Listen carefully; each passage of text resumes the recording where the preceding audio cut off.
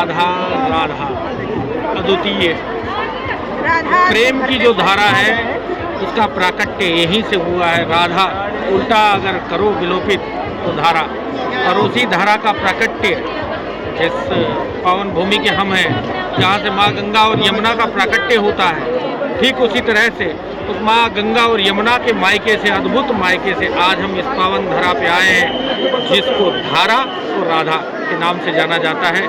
प्रेम की रसधार अगर कहीं प्रस्फुटित हुई है तो यही स्थान है, और इसी स्थान पर ये जो असंख्य लोग जो यहाँ पर आ रहे हैं वो सिर्फ और सिर्फ उस प्रेम की डोर को जोड़ने के लिए, भगवान से भक्त का मिलन, उसका अद्भुत और नायाब जिसे कहेंगे उर्दू में, वो अगर उदाहरण कहीं देखने को मिले यही है। जहाँ तक आपने बात कही कि मंदिर के आपने दर्शन नहीं किए, तो मेरा मंदिर ये मन है, और मन कहाँ पर है खड़ा, जहाँ पर राधा के पद चले थे, राधा के अनुयायी जहाँ चले थे। इसलिए यहाँ पर तो कण कण में राधा है, और राधा जहाँ है वहाँ धारा है।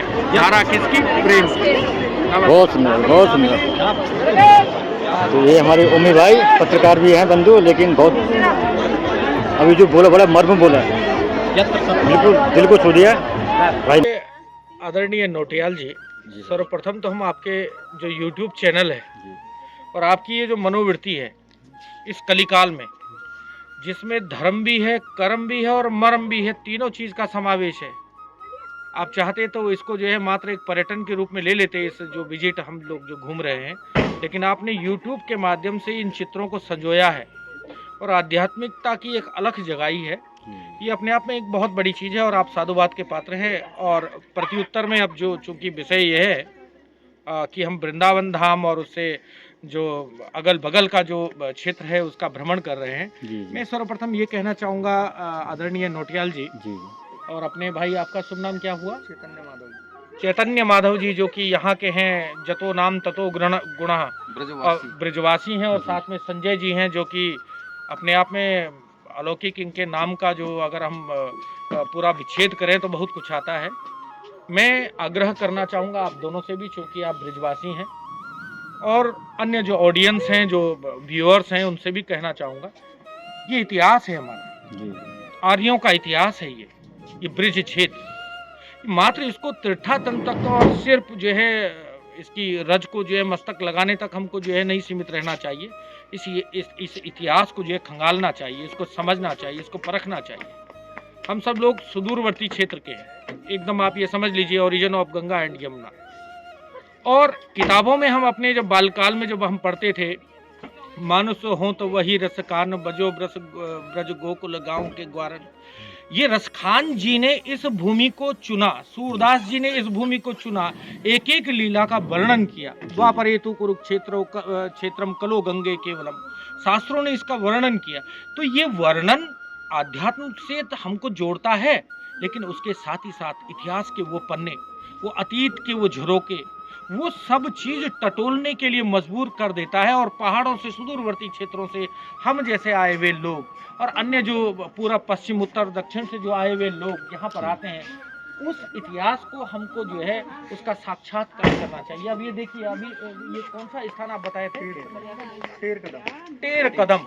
यहाँ पर लीला हुई थी भगवान के। अगर बाल स्वरूप का आपको कहीं एक आभास अगर आपको कराना है तो ये टेरू कदम करके इस क्षेत्र को जो है देखना, बरसाने को देखना, साथ में गोवर्धन को देखना। अभी तक तो बरसाने को, गोवर्धन को, वृंदावन को, ये जो किताबों के पन्ने में रसखान जी के द्वारा, सूरदास जी के द्वारा जो तमाम चीज़ों को, तमाम इतिहास के उन चीज़ों को, काल्पनिक, श्रुति, स्मृति, पुराणोक्त, ये तीनों चीज़ सुनी हुई, यादाश्त के आधार पर, पुराणों के आधार पर जो चीज़ भी लिपिबद्ध की गई थी, उनका साक्षात्कार इस स्थान पर होना चाहिए। उस इतिहास को बच्चों को पढ़ना चाहिए। और दूसरा, मैं आपके YouTube के माध्यम से एक संदेश, चूँकि मैं पत्रकारिता से जुड़ा हुआ हूँ, कलमकार हूँ, हल्का फुल्का लिखने का शौक़ रखता हूँ, बोलने का भी शौक़ रखता हूँ, तो मेरा एक ही निवेदन सभी व्यूअर्स से होगा कि हम ये पाश्चात्य संस्कृति की अंधी दौड़ में जो हम तराई के क्षेत्रों की ओर भाग रहे हैं, अच्छा है, आपको विकास करना है, बौद्धिक विकास हो गया या बच्चे की जो एक मेंटालिटी को जो है डेवलप करना है, बहुत अच्छा है। उच्च शिक्षा के लिए जाना है, बहुत अच्छा है। स्वास्थ्य की दृष्टि से आपको प्लेन की ओर जाना है, बहुत अच्छा है। लेकिन जो जड़ें हमारी है ना, उस जड़ की ओर उन बच्चों को कभी तोड़ना नहीं, उस जो जड़ की ओर लेकर के जाना है। अगर ये उद्देश्य और ये हमने अपने दिमाग में ध्येय रख लिया तो हमारा जो भारत है, जो गांव में बसता है ना, वो कभी नैपथ्य की ओर नहीं जाएगा, बल्कि अग्रोत्तर बढ़ता चला जाएगा। और हमारा जो भारत का भाल है, वो हमेशा जो है विशाल ही रहेगा। कभी वो झुकेगा नहीं, गिरेगा नहीं और इतिहास नहीं बनेगा। क्यों? क्योंकि हम जो है उसको साकार हमेशा करते रहेंगे, अगर अपने बच्चों को गांव की ओर जोड़ेंगे। बहुत बहुत बहुत बहुत प्रणाम करते हैं आपको। अरे आप धन्य हैं। और बोलो एक बार राधे राधे राधे राधे नंद के लाला की जय। चलो चले। देखो यहाँ पे भगवान जी ने बहुत ही अच्छी बातें बताई हम सबको, और उनसे हमको प्रेरणा लेनी चाहिए दोस्तों, और अपने बच्चों को भी वही संस्कार देने चाहिए हम लोगों को जो अभी हमारे अनुज ओमकार भगवान जी ने बताया। बहुत ही दिल छूने वाली बात है और बहुत ही ज़्यादा प्रेरणादायक जो वाक्य बोले, अद्भुत है हम सबके लिए। आपका बहुत बहुत धन्यवाद ओमकार भगवान जी।